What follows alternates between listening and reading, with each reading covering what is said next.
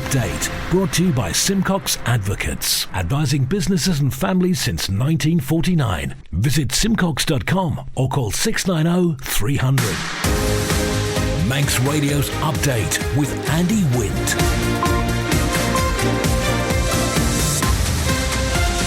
Faster, my good evening. It's 5:30. This is Update for Wednesday, 20th of September, 2023 from Manx Radio. 30 minutes to look at the latest news on the island. Background to that news with sport, business, Sea-Watch, travel updates and the newsmakers in person this evening. The government's second public conference gets underway in less than half an hour. The debt Isle of Man Energy should be allowed to take on. A housing association for public sector housing. There's a significant shortage of vets on the Isle of Man. And how's women's football doing this season? Man Benham for all your business and legal needs. First of all, at 29 minutes ahead of 6 o'clock, the Update News headlines. Faster my Tessa Hawley. Faster my. Government says it's expecting around 500 people to attend tonight's Isle of Man Government Conference, but won't provide the exact number of pre-registrations. The event gets underway in half an hour.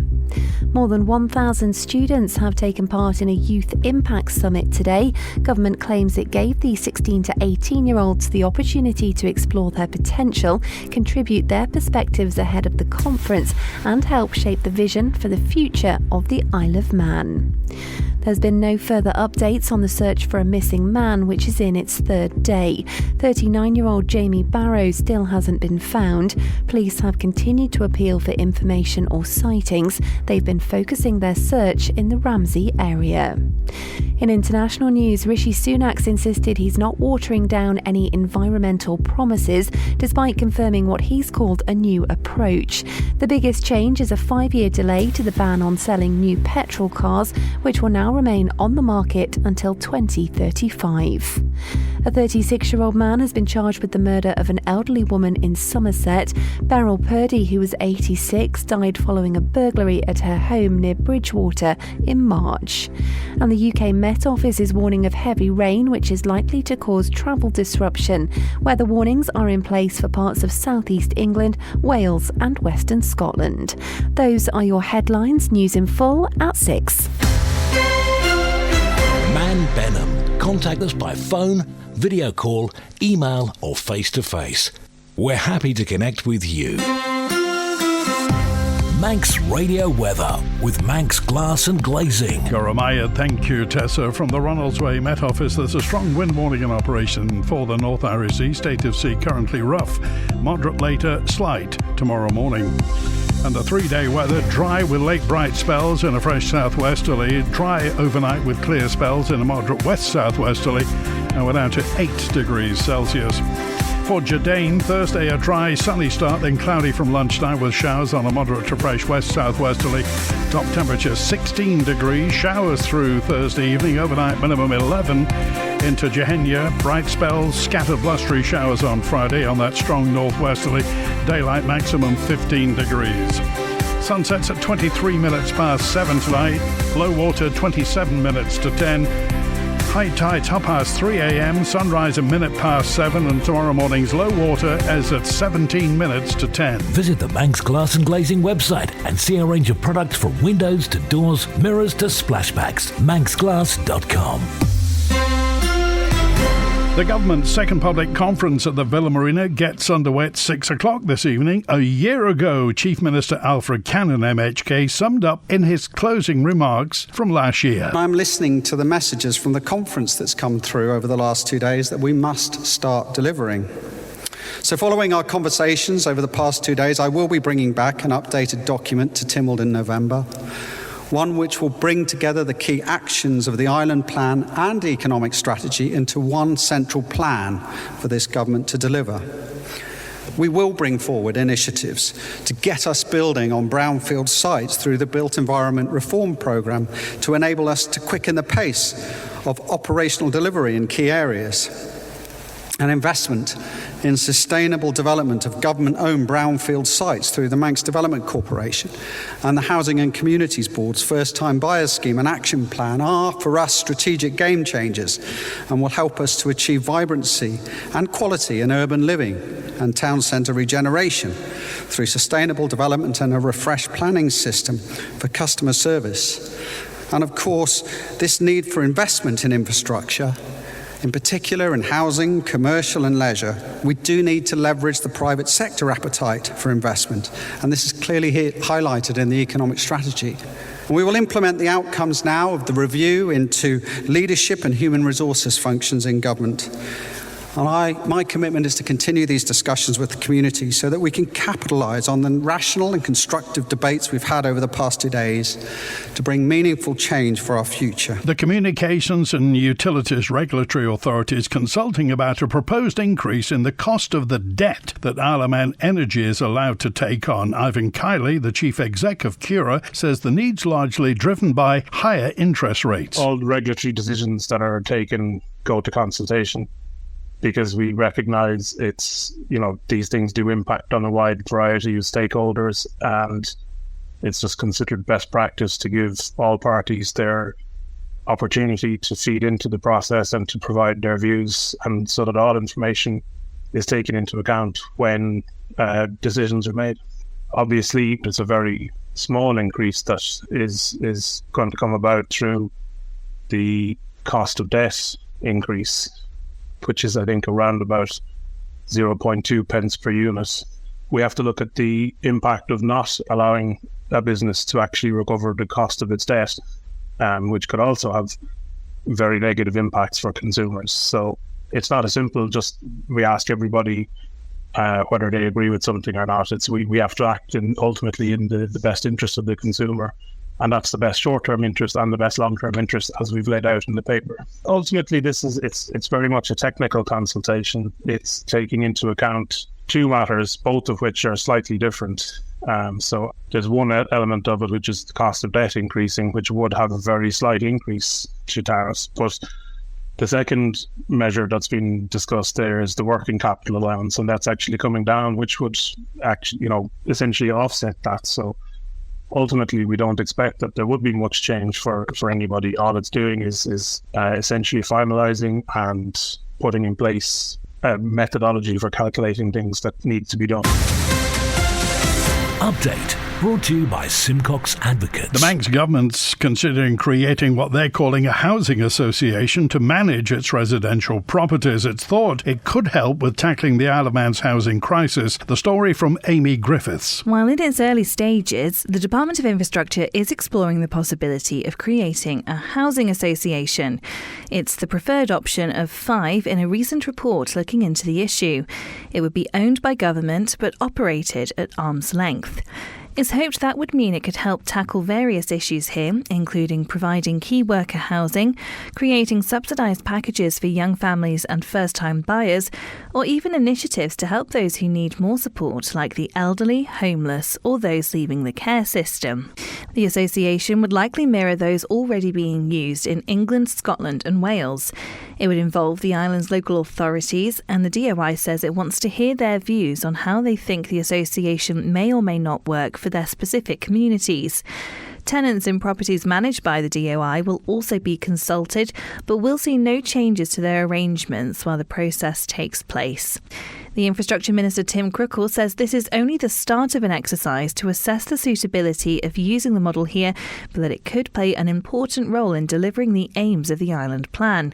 It's also going to be the focus of a session at this week's government conference.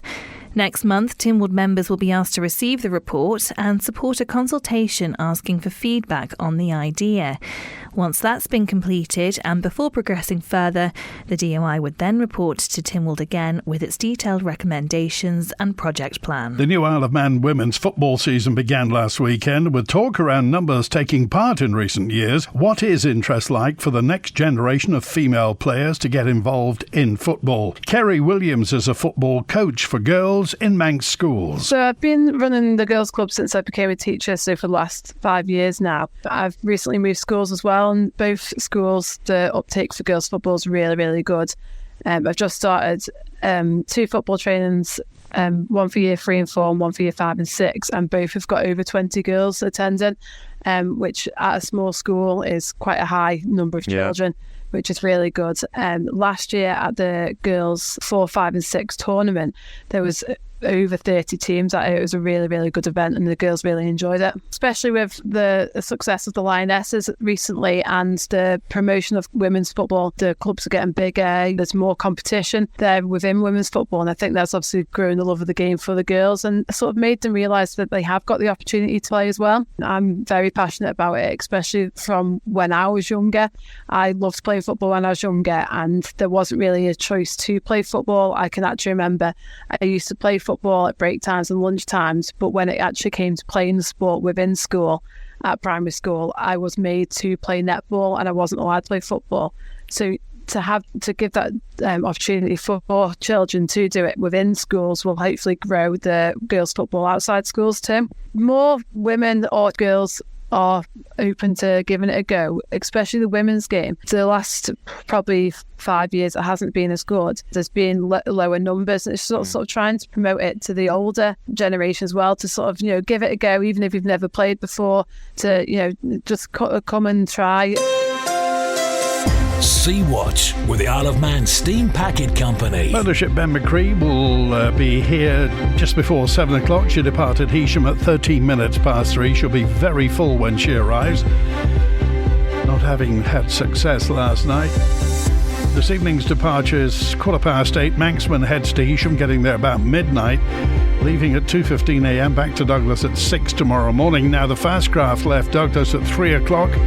She'll be getting into Liverpool at about 7 o'clock. She's been zigzagging away across the Irish Sea. The 7:15 departure won't be leaving until 8:15, so the expected arrival back here at 10:45 will be more like midnight tonight. Tomorrow morning's departures, 8:45, Ben McCree heads to Heysham. Follow the Steam Packet on Twitter for the latest sailing information. Fast to my good evening. It's 18 minutes before 6 on Update, live from Douglas in the Isle of Man on Manx Radio. The Isle of Man's experiencing significant challenges in recruiting vets. So says the government, which says it's a problem affecting public and private sector. The story from Tessa Hawley. The Department of Environment, Food and Agriculture says it's attempting to work with other government departments to ease pressure on the sector. Giving evidence to the Environment and Infrastructure Policy Review Committee, Minister Claire Barber said her department is coming up against recruitment challenges. We have some vacancies and we have some certain areas where we've struggled to recruit, so I think that would be some key points. So certainly if we look at environmental health, we've struggled to get people with the expertise into roles. Equally, vets, that's an issue that's not just been a challenge for the department, that's also a challenge we know in the private sector. So some of those specialist roles can be challenging. Some of our arboricultural officers, if we have someone who leaves, bringing someone in means we have to start with a retraining programme because there's not a large number of some of those specialist skilled areas. You mentioned just very briefly there about vets. What's the current feedback from the private sector? Is it still a serious issue? Has it begun to ease at all? So it remains a significant challenge, and there is ongoing conversation between our Chief Veterinary Officer and the Department for Enterprise and Cabinet Office around some of the immigration rules and opportunities that might exist in that regard. In the last week, both Argbane and Milan veterinary practices have asked people who were awaiting routine appointments to reschedule. This, they said, was due to the fact they were experiencing high levels of emergency cases, adding they were working diligently to meet demand. Manx Radio Business Briefing. At 16 minutes before 6, shares in the UK chemicals group Elementis moved higher as the company rejected a demand by the major shareholder Franklin Mutual Advisors to sell the company. Franklin's held a 9.8% share of Elementis on behalf of clients since December 2020, and in an open letter to the company said the company's stagnant share price was unacceptable to shareholders and recent value destructive acquisitions had undermined confidence in the management. And for a full daily market report, go to ramseycrookhall.com. Fortnite developer Epic Games has agreed to pay $245 million, that's the best part of £200 million, in refunds refunds. Parents in the United States whose children purchased items in the game Fortnite without their permission can claim a refund from today. The US regulator accused the game of tricking players into making unintended purchases and breaching privacy. The FTC, the Federal Trade Commission, has now begun the process of contacting 37 million people in America to alert them to the compensation. Fortnite's more than 400 million players and is one of the world's most popular video games. It's free to play, so no upfront cost, but it makes its money through in-game purchases. The FTC said Epic duped players with deceptive interfaces that could trigger purchases while the game loaded and accused it of having default settings that breach people's privacy. In total, it agreed to a settlement of $520 million with Epic Games, including a $275 million fine relating to how Fortnite collects its data on its users, including those aged under 13, without informing parents. The rest of the settlement will be paid out as refunds. It is the largest fine ever levied by the FTC against a rule breaker. The Stock Market Report, brought to you by Ramsey Crookall. UK and European markets closed higher after a surprise drop in UK inflation. The dollar moved slowly lower. Oil fell ahead of the US Fed Reserve's interest rate decision, and gold inched slightly higher. The numbers now reported by Ramsey Crookall. At the close in London, the FTSE 100 almost a percentage point up at 7,731. The DAX in Frankfurt up 0.7% at the close at 15,775. A short time ago in New York City, the industrial index, the Dow Jones, up 0.5% at 34,698. The tech stocks index, the Nasdaq, down 0.25% at 15,156. And the S&P 500 up just over 0.1% at 4,450 in the Midwest. In the exchange markets, the British pound sterling is trading at $1 23.9 cents, €1 15.6 cents, and 23 South African rand 23.9 cents. And finally, in commodities, gold's up almost 0.7% at $1,943 per troy ounce, and a barrel of Brent crude down 0.4% at $94.02. You've got an investment plan? Yeah, Mike set it up. But don't you need loads of money to do that? Not this one. It's called Shearwater from Ramsey Crookall, and you pay in monthly as little as £100. So it's like saving regularly, really helping us invest in the future. For a house, or the kids' education. £100 a month? I could easily do that. You should. The sooner you start, the better. Invest in your future with as little as £100 a month. Shearwater from Ramsey Crookall, the island's investment specialist for 75 years. Call 717171 or visit ramseycrookall.com.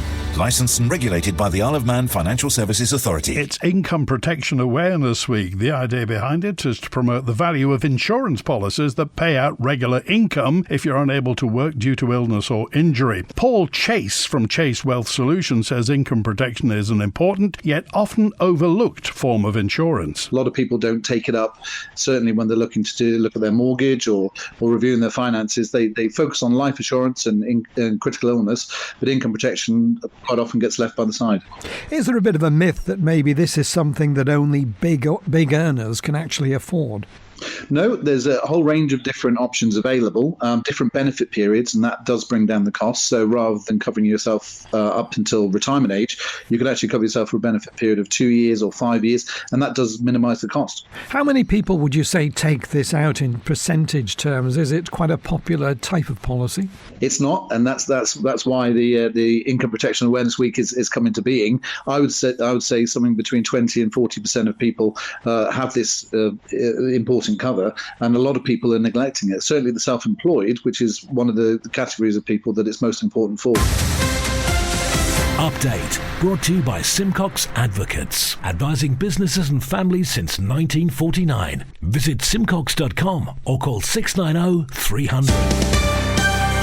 Manx Radio Sport. Faster my Rob Pritchard. Faster my, good evening. Well, in the last few days, Mark Cavendish has been spotted out riding once more following his Tour de France heartbreak earlier this summer.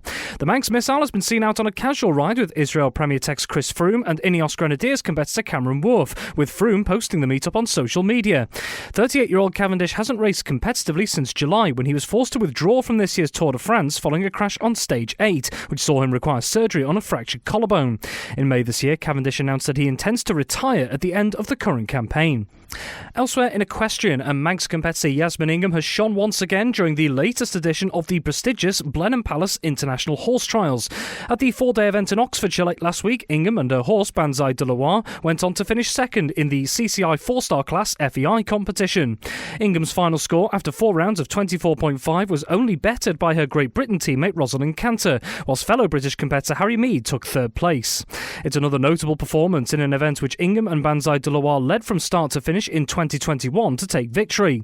It's another honour to add to what has already been a strong year for Ingham, who was part of the Team GB squad, which became FEI European Eventing Champions in France last month. Among the Grieber-born athletes' other accolades this year include victory at the SAP Cup in Aachen, Germany in July, and being crowned 2022 Isle of Man Sportswoman of the Year in March.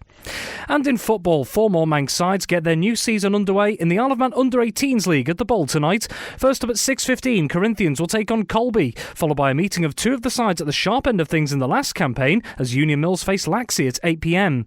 Union Mills were edged out on the final day of the 22-23 season by Onken to the league title, whilst Laxey won the FA Youth Cup last term for the 2nd time in a row. Manx Radio Travel, driven by Quayside Tyres and Service Centre. Inbound at Ronalds Way, the 10-6 Loganair from Manchester won't be in until 6:10. The 6:30 EasyJet from Belfast International, delayed for an hour till 7:30. The 10-8 Loganair from London City is showing on time. The 8 Loganair from Liverpool, the returning patient transfer, is on time. And the 9, fingers crossed, EasyJet from London Gatwick currently showing on time. Outbound, the 6:25 Loganair to Liverpool is on time. The 7 o'clock back to Belfast International EasyJet delayed till 8. And the 9:05 EasyJet to London Gatwick showing on time. Remember, the Newcastle town roads closed between Spring Valley Roundabout and the bottom of Richmond Hill for resurfacing. The junction at the bottom of Richmond Hill reopen. Traffic diverted along the Energy from Waste Plant Access Road and the top of Quegg Hill. Temporary lights on Douglas Road, Ballasalla at Balthane Roundabout for a service disconnection. In St John's, you got lights between Ballacrane and Ballig Bridge, and the Ballagorn Road near Ballabegs closed for ditching work. In Douglas, Ballabrewy Drive closed between Devonshire Road and Ballabrewy Way for gas main work. Mona Drive, Douglas closed between Empire Drive and Victoria Road for sewer lining works. Hillside Avenue is closed to and from Circular Road for adjacent office window replacement. And there are temporary lights back on Victoria Road, Douglas, at the Falconcliffe Terrace junction for water main work. Falconcliffe Terrace is also closed for this work. H&H Motorcycles.im for all your motorcycle requirements. Southgate Industrial Estate, opposite Quayside Tyres. Call 665646. Targeting funding to help people live in registered buildings and incentives for commercial developments in period buildings are among the recommendations of a Tynwald committee investigating the Isle of Man's built heritage. The committee will present 19 recommendations to the Isle of Man's Parliament later this year after hearing evidence on the topic. That story from Sean Cowper. Among the committee's suggestions is a call for targeted financial support to allow buyers to purchase period buildings to live in, and a look at whether there could be an infrastructure scheme to incentivise commercial development in existing buildings. One recommendation calls for the Council of Ministers to consider transferring responsibility for registered buildings and conservation areas to Manx National Heritage. The panel will also be seeking backing for an audit into the island's built heritage and a review into planning policy, particularly regarding housing. The impact of built heritage on climate change is also among the areas the committee will seek Tynwald support on, including recognition for its role in biodiversity and extending green living schemes to allow homeowners to retrofit period buildings. If approved, 13 of the recommendations will require various government departments to report back to Tynwald by July next year. The debate is due to take place at November's sitting of Tynwald, during which committee member Jason Morehouse MHK will seek permission for former MLC Marlene Masker, who chaired the committee before the end of her term in the Legislative Council, to appear as a witness. This is the most listened to Isle of Man news source, and Manx Radio's Update is the Isle of Man's most downloaded news podcast. Castor 6 minutes before 6. A conservationist says the Isle of Man's butterfly population is holding its own, although some species are in need of help. Gary Curtis of the Manx Butterfly Conservation believes a widely publicised UK survey, which indicates numbers are on the rise, should be treated with a degree of caution. It is a very limited survey because you can't do a proper butterfly survey concentrating on just a fortnight in the year. For example, if people remember back to May, they will have seen the orange-tipped butterfly flying around, but that's only found in springtime, so that wouldn't be picked up in a survey such as this. So it's a very limited survey, and I have to say, it's not the type of survey that I'm particularly enamoured with. What are the big problems for butterflies at the moment? What are the dangers that they face? The prime one is the way in which we farm these days. It's very intensive, and we use a lot of chemicals, and that definitely depresses butterfly numbers. So the species that are doing well on the island tend to be those that are away from farmland. That's not a criticism of farming on the island. Farming on the island is simply following the demand of government and the consumer to produce the food that we have. So they're often left with little alternative. But that doesn't get away from the issue, if you like, that's one of the main causes in the decline in butterfly numbers. Is there anything that we can do as ordinary members of the public that can help the situation? My bottom line answer to that is no. In essence, what you can do is support the work of people that try to protect the habitats. The Manx Wildlife Trust has got quite a few reserves around the island, and anywhere really that's wild around the island needs to be protected as much as we possibly can, because that's the secret, not just to butterflies but to the vast majority of our wildlife. That's it for Update Tonight, compiled from the resources of Manx Radio's news department. Thanks to newsreader Tessa Hawley, producer Beth Espy. After the news at 6, our arts programme Spotlight with Howie Kane and Hard Hats On. George Ferguson's here at 6:30 with the greatest hits on earth. Then I'm back tomorrow at 5:30. WINT